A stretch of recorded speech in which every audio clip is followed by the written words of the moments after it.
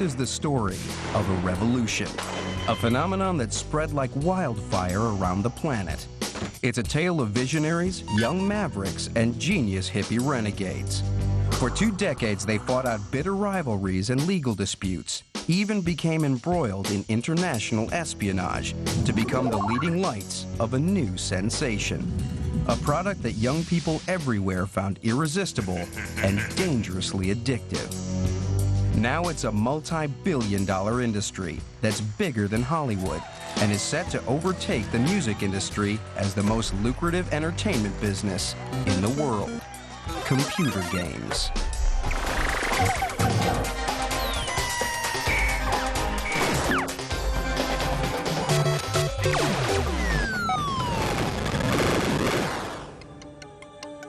It all began in 1972 with a bunch of Silicon Valley rebels who quit their boring 9-to-5 engineering jobs to pursue a computer games dream.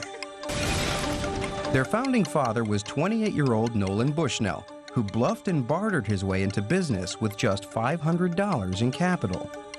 He set up a company named after his favorite board game, Go.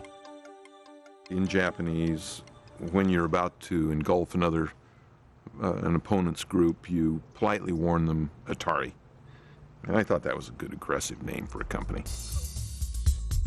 Despite his chronic lack of funds, Bushnell went all out to court his first Atari engineer. Nolan showed up one day and took me to lunch in his bright, shiny new Oldsmobile station wagon and offered me $1,000 a month's salary and some stock in the company. The Vietnam War was going on. I was pretty much questioning authority, and if you told me I couldn't do something, I was going to do it. Off I went. When we started Atari, it was the first thing we walk into this empty building. It was kind of a scary feeling in a little company with no support. There were just 3 of us there. Wow, this is the old place. Here in this small workshop, Pong, the first great computer game, was born.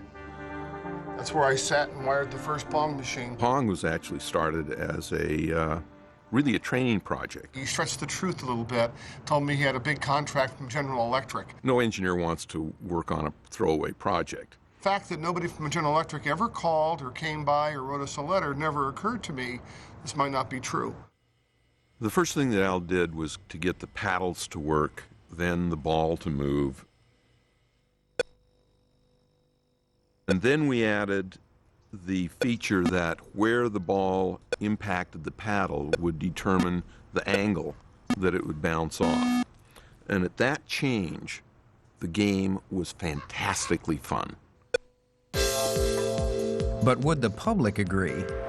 Bushnell and Alcorn installed their hastily assembled prototype in their local tavern to find out. We put it in a wooden box that had sticky-backed contact paper on it. I mean, it was real tacky. Slapped a coin box from an old kiddie ride on the side of it and put it on top of a barrel. We sat back, got a beer, sat by a pinball machine, and watched what happened. One of the regulars approached the machine and studied the ball bouncing silently around the screen. He inserted a quarter, and the game began. Eventually, he realized that 2 small knobs controlled the paddles and played his first shot. A small crowd soon gathered round to watch. Up till then, people had never seen anything on a TV set that didn't come from a studio. And I can remember one girl asking me, how do you get the signal from what I turn here down to the TV station? The fact that the whole signal could be generated there locally was baffling to them. We watched it for a while, and then we went home. The next day, they called in and said the machine's broken, and we said, oh no. The machine was opened, and we found that the problem was that it was so full of quarters it wouldn't take anymore. I thought, that's a problem we can solve. When Nolan saw how well the Pong was doing, how much money it was making, he said to himself, I got a hit on my hands, and we're going to go into manufacturing. Atari was on its way. Bushnell rented the cheapest space he could find, a disused roller skating rink, and they set up their first factory. everybody in the company, when I said we're going to build 100 machines a day, said, Nolan, you're absolutely crazy. We knew so little about it, we actually went to the unemployment office and actually just hired people off the street, and there were parolees, there were bad guys. It was pretty shocking how amateur it was. Within 6 weeks to 2 months, we were at 100 machines a day. Word got around and the orders for Pong started flooding in. 10,000 cabinets for the U.S. alone. It just took the country by storm. We were 24 years old and not far out of college, and we'd done something that already touched the world. On an initial investment of $500, Atari made its first million. An even greater success soon followed with a home version of Pong. I felt that the home game market could potentially be huge. Al came to me one day and said, I think we can put this all on a chip and build it cheap enough that we can go into the home. And I said, let's do it. This is one of the actual first Pong chips, so all the logic that was in the coin-op game, these chips cost us, $10 a piece, and we could build a game and sell it for $100. Finding someone to sell home Pong was a tougher challenge. We could not get a single toy store anywhere in the nation to buy any. And then one of our guys thought, well, let's try the sporting goods department at Sears. Sears ordered 150,000 units of home Pong to be delivered in time for Christmas 1975. It was stylishly designed to appeal to both adults and children and branded with the Sears Telegames logo. It was make or break time for Atari, again. Sears put their marketing might behind home Pong. The 1973 arcade sensation was now available as the ultimate home gadget. One commercial ran, and they were completely sold out. And that was wonderful. Atari had made the big time. Slowly but surely, we built new games, different games. Bushnell's focus returned to the arcades. He was determined to stay one step ahead of his rivals. We just took this attitude that we were going to give our competitors no safe quarter. And we outmarketed them, we outbuilt them, we out-innovated them. To make the best games, Bushnell needed the best engineers. So he made Atari the most fun company to work for on the planet. New recruit David Crane was a big fan of Bushnell's eccentric management style. Neat was a word you heard from Nolan quite often. If he said, "Oh, that's neat," he would want to make it, thinking that if he found it neat, other people would find it neat. Bushnell inspired his brilliant young engineers to innovate constantly. My attitude was that if you personally believe strongly in your idea, give it a try. Bushnell's currency was ideas, and no idea was too wacky to be considered. Everybody had to come up with a couple of silly ideas. We called that compost. These were the ideas that were germinating. Sometimes they would come to life. The free flow of creativity produced a string of smash hit games, keeping Atari at the top of the industry. But then came the lawsuit.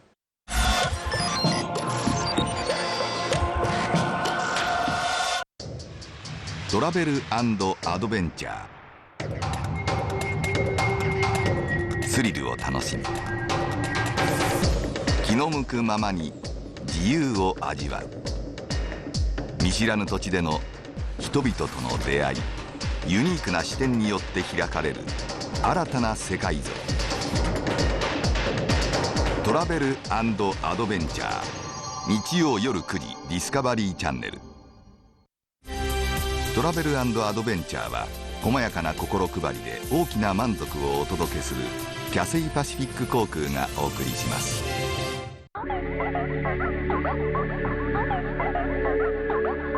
今だと本当に大麻、マリファナ、薬物みたいなイメージが強いと思うんですけど、すごい古い時代から食用だったり医療だったり資源として扱ってきたものなんですね。90年代ぐらいになってその THC っていう薬理成分ない完全に産業用のヘンプっていうのを打ち出して繊維を作ったり紙を作ったりヘンプのウェアをいっぱい作ったりとか、朝だと本当に農薬とかほとんどなくても半年とかで2メートルとか4メートルとか育っちゃって茎もめちゃくちゃ太くて、一方でその石油だったり森林に変わるようなバイオマス生物資源という側面もあっていろんなものができちゃう環境負荷もなくイコール薬物じゃない資源としての一面っていうのを広がるきっかけにちょっとでもなればなとは思うんですけどね。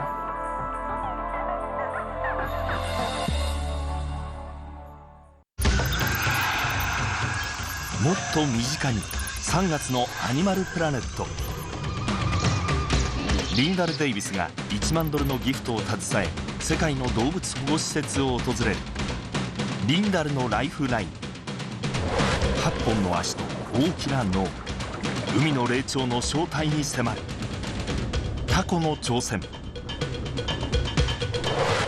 食肉処理場からの逃走、彼らの行く手に待ち受ける冒険とは。豚たちの大脱走。人と鳥との間に芽生える絆、そして成長までの遥かなる道のり。ペンギン。彼らはその体を駆使してユニークな狩りを行う。アメリカアナグマ。心をつかむ3月のアニマルプラネット。コロンブスやマゼランに先んずる今から585年前、中国史上最大の艦隊が航海の果て新世界にたどり着いた。ギャビン・メンディーズのベストセラーをもとにセンセーショナルな学説を2時間にわたって検証する。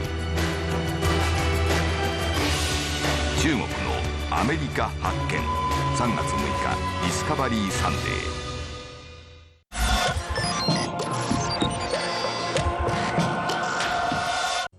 It seemed that Bushnell may have lifted his very first idea from someone else. The lawsuit claimed that just months before Atari was formed, Bushnell had seen a game at a trade show that was almost identical to Pong.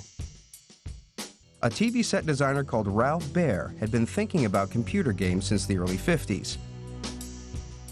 In 1966, his ideas crystallized while he was waiting at a bus stop on a business trip to New York. When I got back to the office the next morning, it was September 1st, 1966, I wrote a 4-page memo. In it, I lay out the whole thing. I proposed such things as sports games, chase games, race games, car games. Baer set to work on his invention. By 1968, he had his first television games console working, which he simply called his brown box.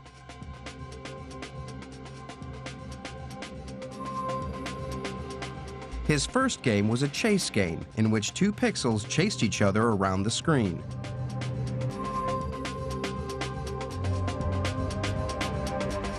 Quickly followed by a ping pong game. This was still 4 years before Bushnell and Alcorn came up with Pong. TV manufacturers Magnavox signed up Baer and produced a refined version of the brown box. The Odyssey played 12 different games. Each game came with a color overlay that was stuck on the screen to enhance the primitive graphics. As well as controllers, Baer even came up with the first light gun for shooting games, an invention years ahead of its time. The Odyssey was launched at a trade show in New York in 1972.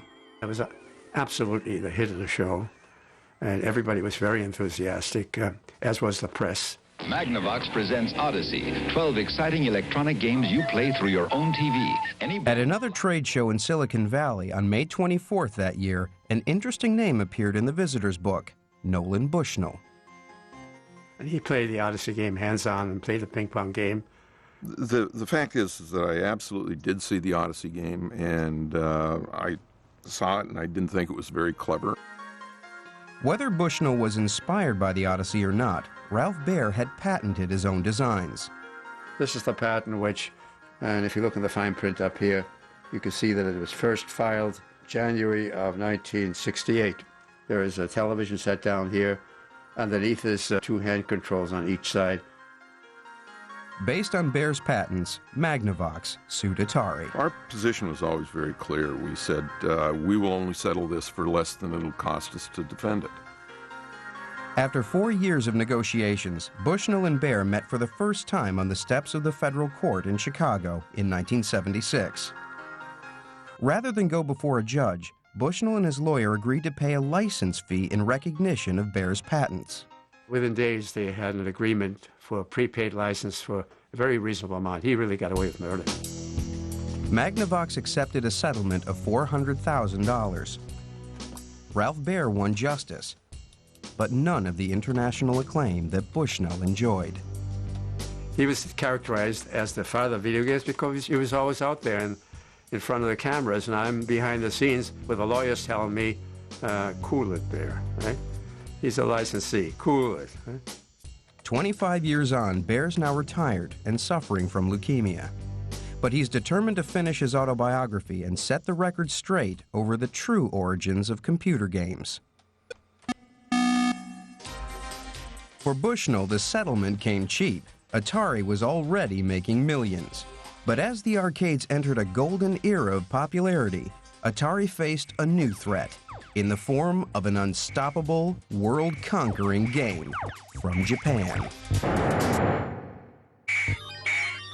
In 1978, Taito released a game that became so popular in Japan, it caused a national 100-yen coin shortage. Space Invaders sold over 350,000 machines around the world and inspired a renaissance of creativity in arcade games. Atari responded with their own brand of shoot-'em-ups and space games. Nolan Bushnell's brilliant young engineers pioneered a new technology called vector graphics with a striking new look. In 1979, Asteroids became Atari's all-time bestseller. Atari had another massive hit with Battlezone's 3D graphics, which even inspired a training version for the U.S. Army. Arcades sprang up everywhere. Teenagers and young adults all over the world spent every spare moment and all their spare cash in these dark, smoky caverns. The backlash from parents and politicians was inevitable. The press was full of stories from around the world of truancy and delinquency. Arcades were branded as evil dens where kids were led astray. But Atari had a solution. In 1975, Atari's engineers had secretly started work on a radical new concept, a game system for the home using cartridges that would play arcade games. So here we have the first prototype of the Atari VCS cartridge video game system. It has all the things you need in a prototype. We had the actual logic wire wrap board here and some joysticks and controls from the tank game. We figured we knew we needed this game, had to play Pong, had to play Tank, and had to do the driving games. And beyond that, we weren't sure what we were going to do with it. The VCS was launched in 1977.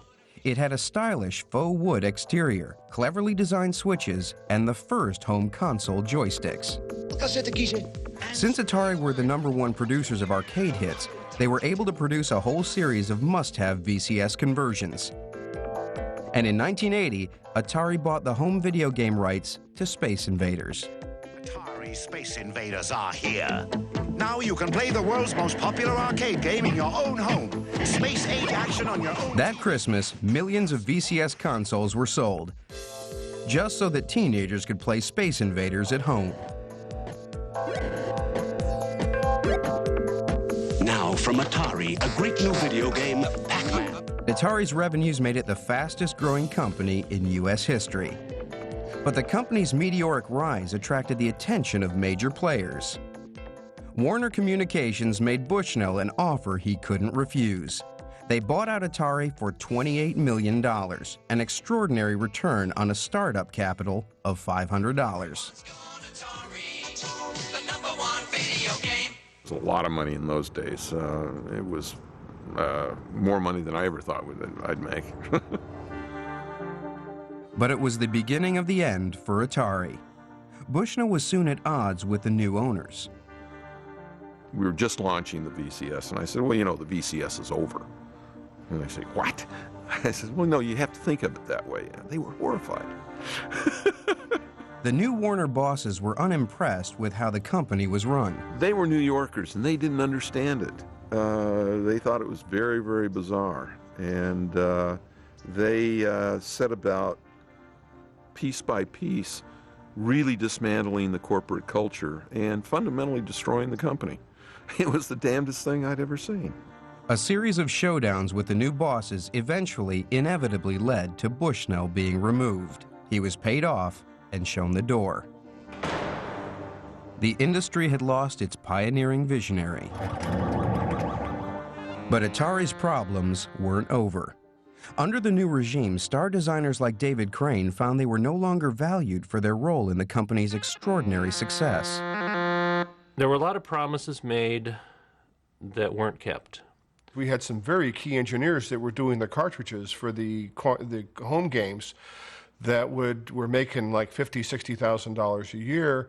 In 3 or 4 months, they'd produce the software for a cartridge that would sell $100 million worth of stuff, and these engineers could do the math. If they really didn't think we were worth more than the person who put screws in the plastic, then we were at the wrong company.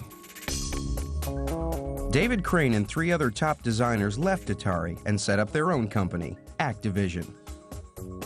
After 2 years of legal wrangles with Atari, they won the right to design and publish their own games for the VCS. Crane himself designed the VCS's most successful game of all time, Pitfall. Every game we developed sold 500,000 units at least, so they were all hits. And then when Pitfall came out and sold many millions of units, it was the biggest. What we were developing at that time with Pitfall was the first platform game. Activision rekindled the creative spirit of the early days at Atari, but it also unwittingly triggered a disaster. A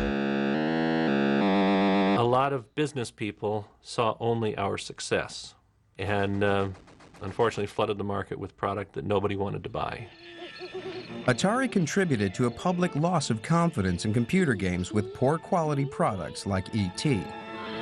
It's coming soon. Millions of copies of this game ended up as landfill. The market for computer games crashed, and in 1983, Warner announced second quarter losses of over $250 million, and their shares plummeted. I absolutely regret the Warner sale. I think it was the stupidest thing I ever did. In 1984, Warner sold off Atari, and American computer games were declared dead. But elsewhere, a new breed of 12-year-old game designers was resurrecting the industry in their bedrooms, and they were about to become teenage millionaires.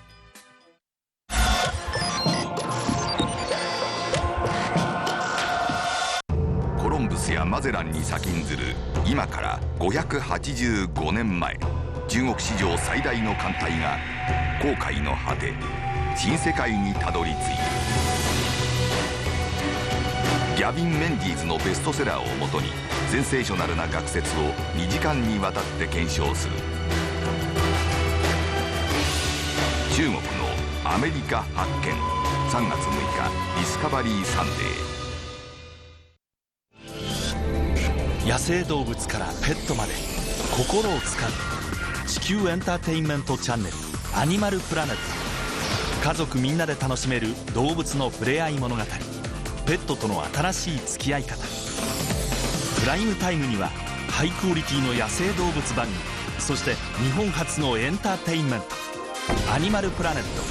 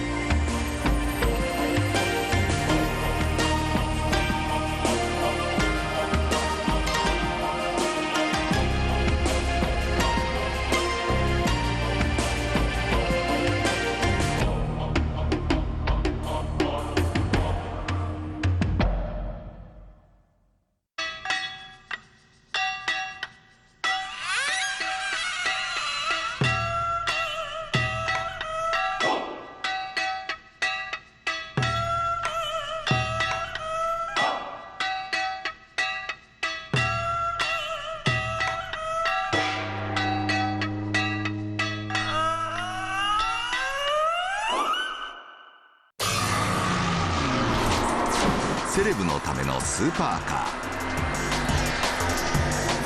ー、冒険心をくすぐるアドベンチャーカー、ワンランク上のコンバーチブル、ノスタルジックなクラシックカー、スリル満点の超高速車、最高峰の名車が今ここに。マニアたちの車、日曜深夜12時、パワーゾーン。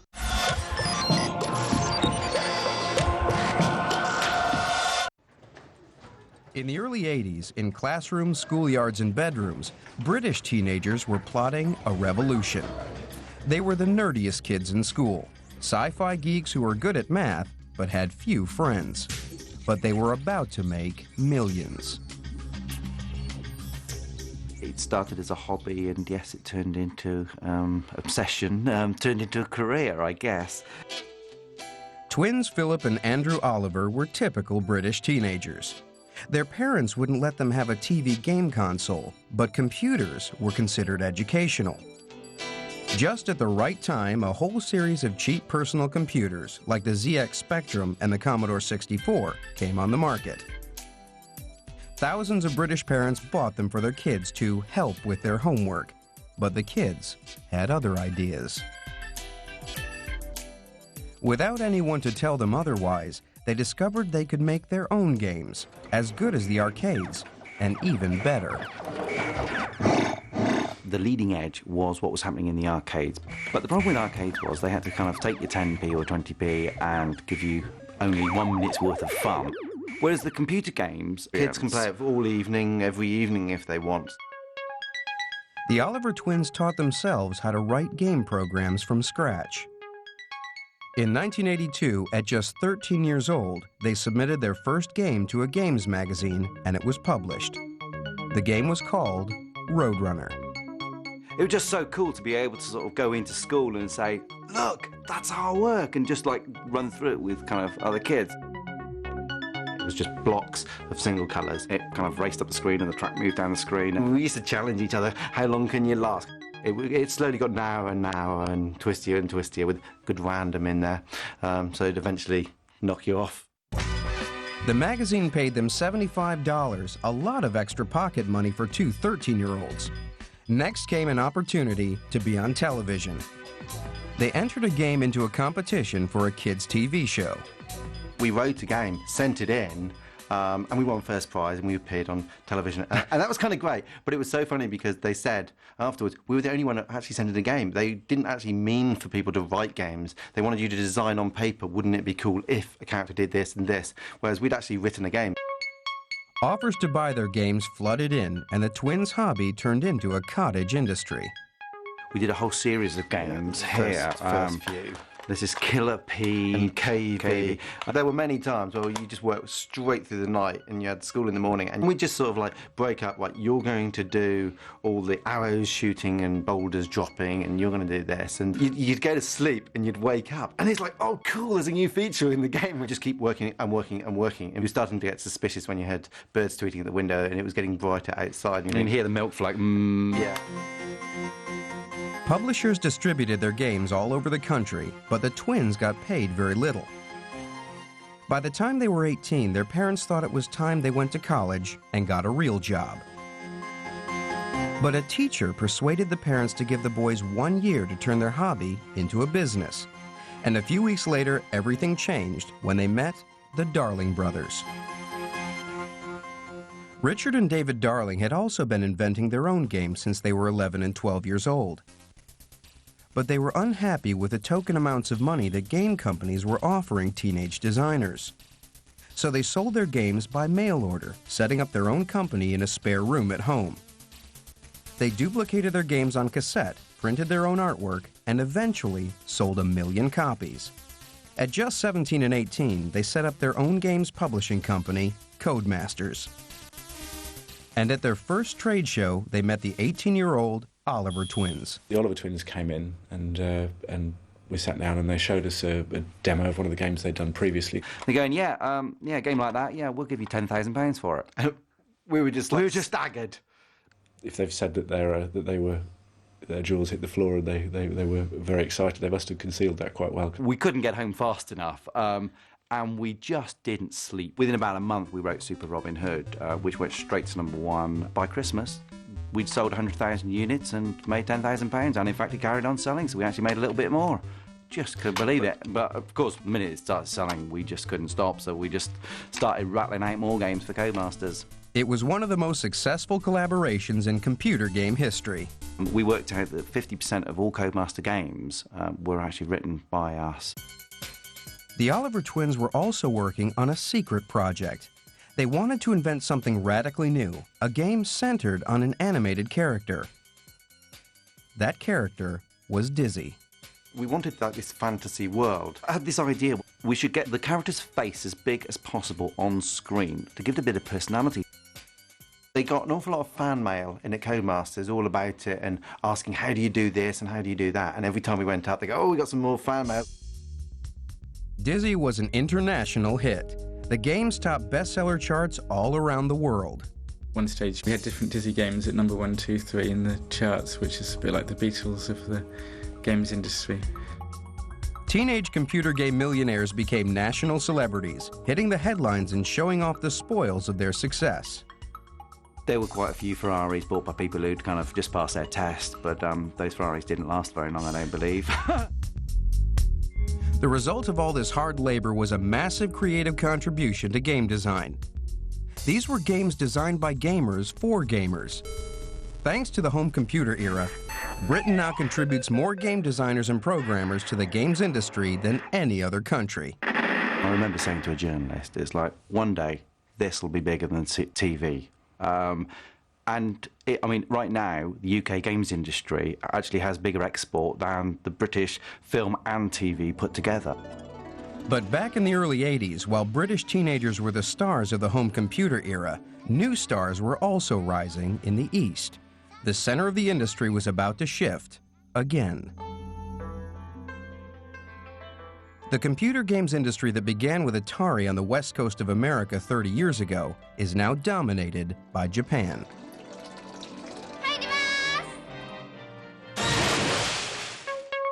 Computer games have become almost synonymous with Japan, and it's largely thanks to an extraordinary series of character-based games, all developed in the 80s by a single creative genius. Not since Walt Disney has one man had such ability to touch the hearts and minds of millions of children throughout the world. Shigeru Miyamoto. At some point, I realized that games could actually draw out people's emotions. Since then, my own childhood memories have been reflected in my games. Miyamoto grew up in Sonobe, a small country town near Kyoto. As a young child in his traditional family home, he turned his surroundings into a fantasy world to explore. He was sort of in his mind a lot, and he spent a lot of time by himself, and he spent a lot of time daydreaming. And the way he played as a child was something that he retained as an adult when he started to do this work. I remember him describing a walk through a sort of wooded park near his home, and he had an imagination that was just extraordinary. He was just envisioning all the things that were going on that we couldn't see, all the pathways that would lead you somewhere. Looked up and imagined, what if it wasn't actually a piece of blue sky that he saw above him, but it was actually a secret trapdoor that would enter to a new world. In 1980, Miyamoto brought his vision and imagination to Nintendo. Based in the ancient capital of Kyoto, the company had been manufacturing Hanafuda, traditional Japanese playing cards, for nearly 100 years. But when its president Hiroshi Yamauchi saw the success of games like Space Invaders, he turned Nintendo into a computer games company. Now in his early 20s, Miyamoto had no interest in computer games, but his father wanted him to have a respectable job. Miyamoto was a spacey, flighty, really imaginative artist. The last place he ever expected himself to wind up would be in a big company. I hated computers. I didn't trust in tangible things like electricity. The next twist of fate was a crisis call from America. Nintendo had established a small U.S. headquarters in Seattle. The arcade era was booming, with Atari at the forefront, and Nintendo wanted a piece of the action. Nintendo of America had ordered 2,000 units of a hit Japanese game called Radar Scope, but in America, the game was a disaster. Head office in Kyoto was asked to create a replacement game. Without a single designer available, it was decided that it was time to give their youngest recruit his big break. Miyamoto was completely baffled and completely overwhelmed with the idea. He started to do the research. He spent time in arcades and he spent time with kids who were playing games and tried to understand what they were about. And he started to have this vision of video games being more like movies. Why couldn't they tell stories? Miyamoto created a simple story and colorful cartoon characters for his groundbreaking new game. Let me show the first sketch I drew for Donkey Kong. The gorilla escapes from the cage, snatches the girl, and runs away with her. The man chases him, dodging all these barrels with a hammer in his hand. At the end, a hole appears in the ground, and the gorilla falls down, and he dies. To bring his characters to life, Miyamoto had to work within the limits of the technology of the time. All of a sudden there was a question, what kind of hair did this guy have? The problem is if he's falling in a video game, you'd have to have his hair do something that the designers just couldn't deal with at the time, which is inertia would make his hair blow up, and it would sort of be sticking up as he was falling down. So the way that Miyamoto solved that problem was he gave him this little red hat. As a final touch, Miyamoto wrote his own music for the game, and it was shipped out to Seattle. It remained to be seen whether Donkey Kong would have more success than the failed Radar Scope game it was supposed to replace.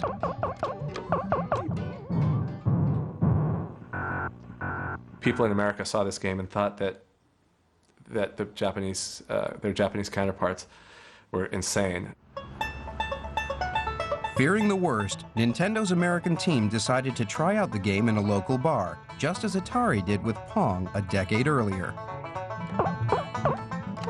A day later, they go back to the Spot Tavern, open the little coin box, and lo and behold, there's $30 in quarters in that little coin box. It's almost overflowing. That says that machine was operating almost every minute that tavern was open from noon until midnight when it closed that day. And he said, wow, what kind of aberration is this? It's all the market research I need. Let's go. The game made $100 million in the first year alone. And Donkey Kong went on to become an international star with a whole series of hit games. Donkey Kong's original companion, Jumpman, went on to even greater fame and fortune. In 1985, Nintendo announced the launch of a new home console for the American market, the Nintendo Entertainment System, or NES. Following the collapse of the US games industry, most observers thought they were crazy, but Nintendo had a secret weapon. Miyamoto took computer games to a whole new level with his next great creation. Jumpman was reincarnated as an Italian plumber called Mario. Mario had instant universal appeal. Mario can do amazing physical things, like high jumps. But he's not superhuman. He drowns in water and gets hurt if he falls from high places. Miyamoto created a side-scrolling world for Mario to explore, full of pipes, sewers, ledges, and cliffs, and he created an entire army of colorful cartoon monsters for him to fight. In the early test version, Mario was very big. Next, I created Small Mario. The game became more interesting with both. Then I wondered what kind of magic food could transform Small Mario into Big Mario. So I created that unwholesome-looking red mushroom. He was making these wondrous universes that it was like falling through the looking glass. The sequels soon followed, and Mario became an international superstar. In a 1987 survey, he was recognized by more American children than Mickey Mouse. Then Miyamoto unveiled his masterpiece. リンクが16歳の時、左手の甲に紋章が現れる。 Nintendo released the first of a series of games that has been widely acclaimed as the greatest games ever made, the Zelda series. The Legend of Zelda moved beyond platforms and levels. It offered players a vast magical world to roam and freely explore. The story begins with a child standing in the middle of a field. He doesn't have a sword or a shield. The player starts by naming the child, but then he has no idea what to do. He wanders around the field looking for things to do. It was a very daring concept back then. Zelda was inspired by Miyamoto's childhood wanderings in the countryside around his home. I walked up into the mountains, through woods and a rocky space, and finally I came to a big lake. I was so surprised to find such a big lake high up in the mountains. It looked like a vast ocean. This image is used a lot in Zelda. I provided lots of different items to discover in Zelda. These items are there to help the hero grow from a small child to accomplished adult. When the child grows up, the player thinks, I used to be scared of this, but now I'm very strong. That's the kind of game I wanted to make. Taking over 100 hours to play, The Legend of Zelda perplexed, fascinated, and consumed players all over the world. It was a sensation that broke all the rules and defined a genre that has dominated game design ever since. By the end of the 80s, Nintendo sold over 30 million NES consoles, hundreds of millions of games, and it held an extraordinary 85% share of the entire world games market. Nintendo became the ultimate boss of the game industry game.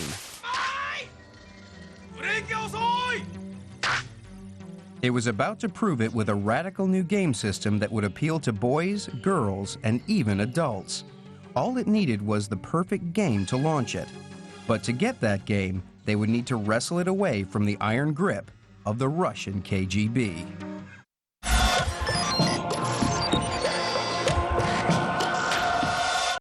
コロンブスやマゼランに先んずる今から585年前、中国史上最大の艦隊が航海の果て新世界にたどり着いた。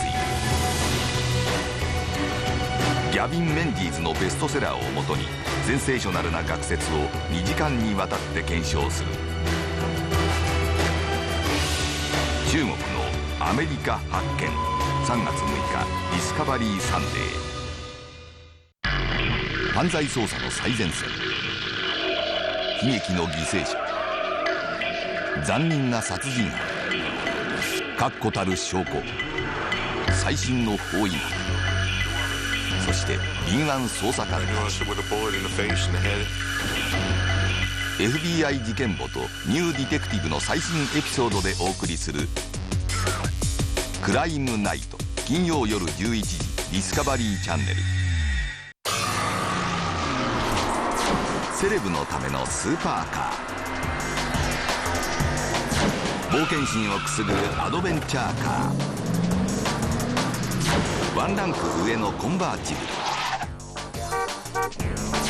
ル、ノスタルジックなクラシックカー、スリル満点の超高速車、最高峰の名車が今ここに。マニアたちの車、日曜深夜12時パワーゾーン。大帝国に終焉をもたらしたさまざまな兵器、時代を先取りした古代の技術。限られた時間の中、専門家たちが歴史に名高い戦闘の再現を試みる。完成したものは戦場でのテストに合格するか。古代のスーパー兵器ウィーク、3月7日よりプレミアディスカバリー。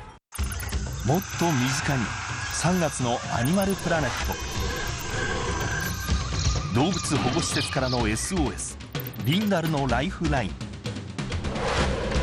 8本の足と大きな脳、タコの挑戦。追跡劇は続く。豚たちの大脱走。人と鳥との深い絆、ペンギン。心をつかむ3月のアニマルプラネット。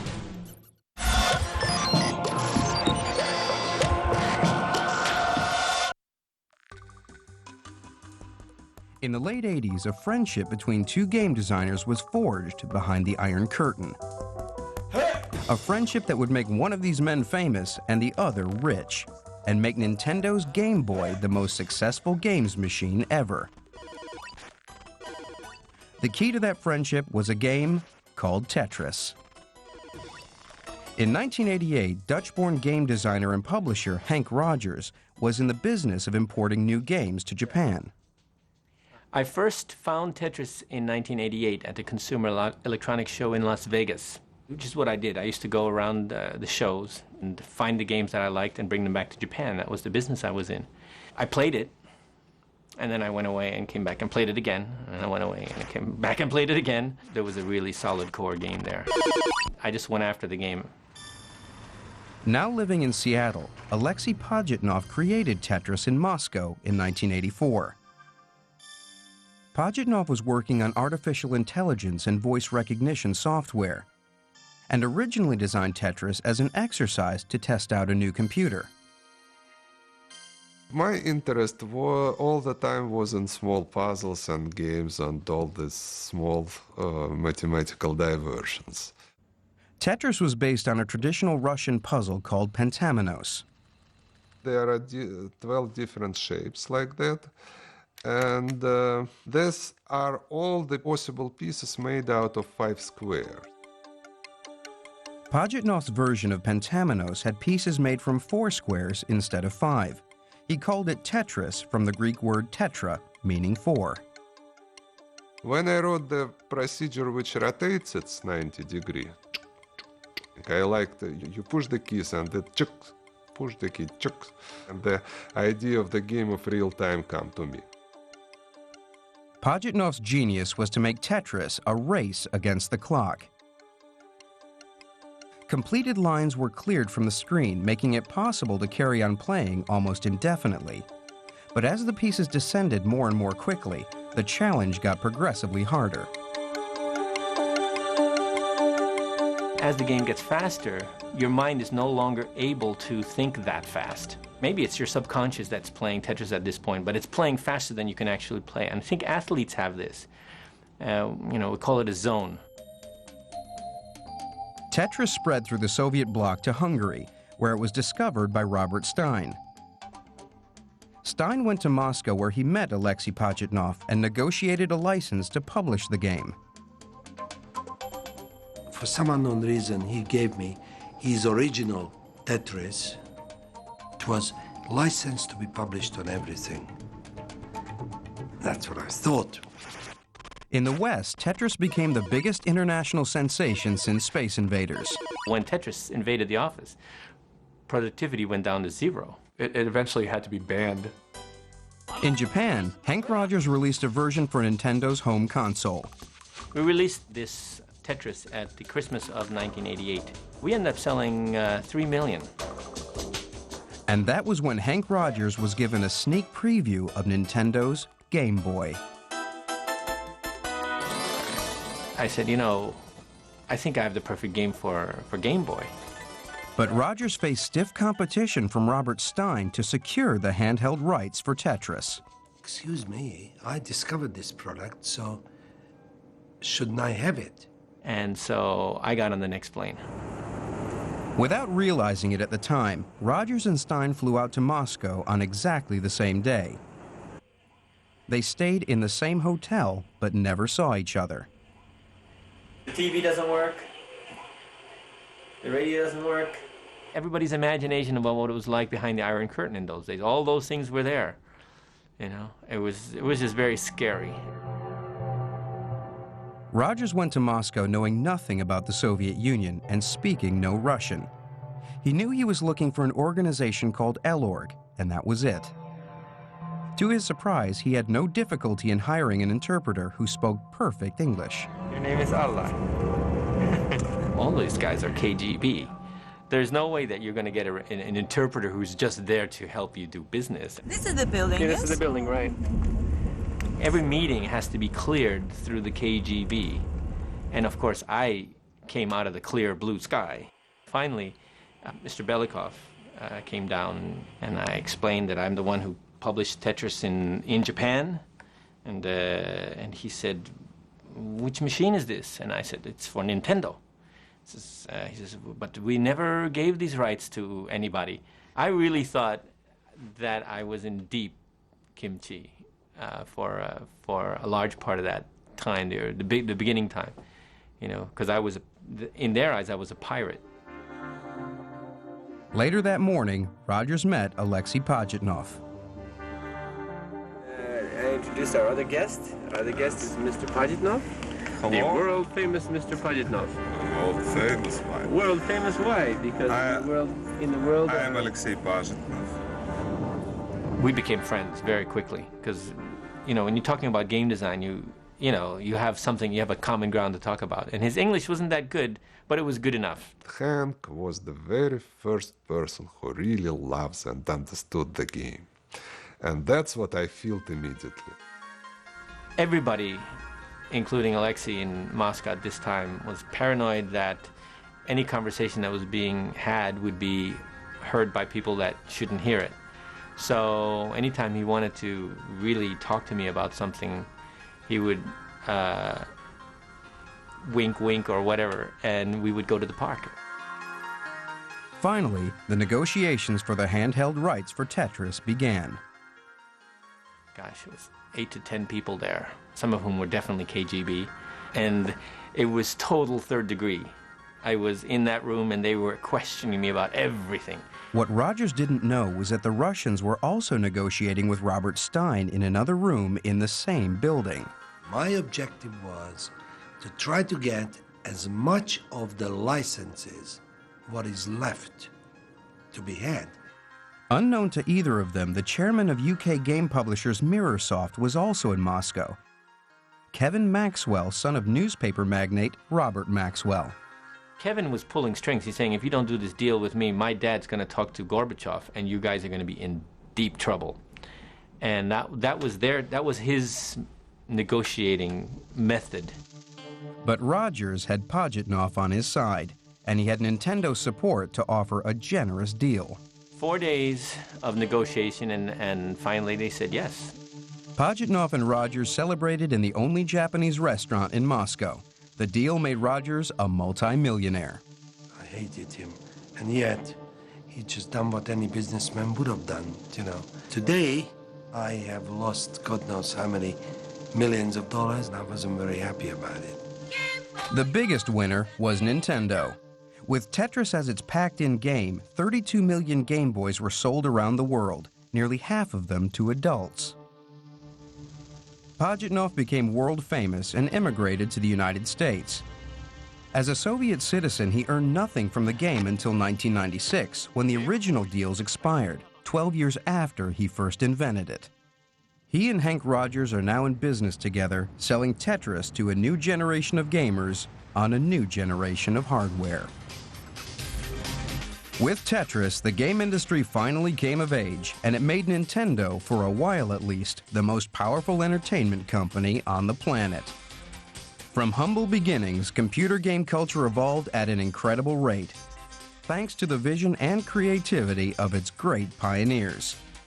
These are the men that understood how much the human race likes and needs to play.